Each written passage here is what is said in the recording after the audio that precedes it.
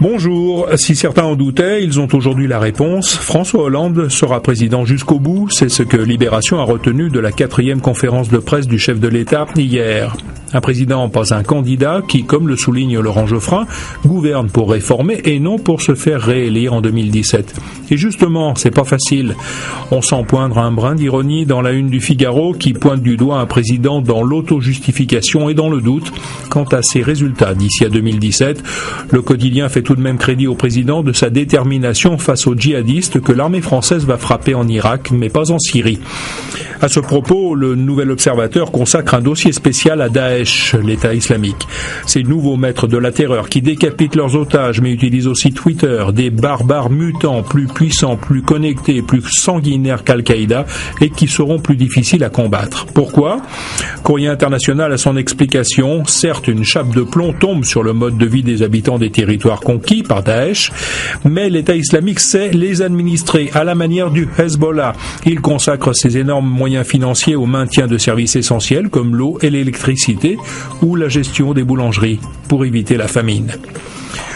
Aujourd'hui en France a donc entendu un président debout malgré tout, dont cette rencontre avec la presse a été marquée aussi par l'ombre portée de Nicolas Sarkozy. L'ancien président doit faire son retour en politique ce week-end sur France 2 et François Hollande n'a pas pu ignorer la une du Point. C'est plus fort que lui, Nicolas Sarkozy lui prédit une fin façon western avec du goudron et des plumes. Le ton est donné. Le Nicolas Sarkozy qui revient est-il toujours le même ? L'Express fait la liste de ses atouts et de ses faiblesses.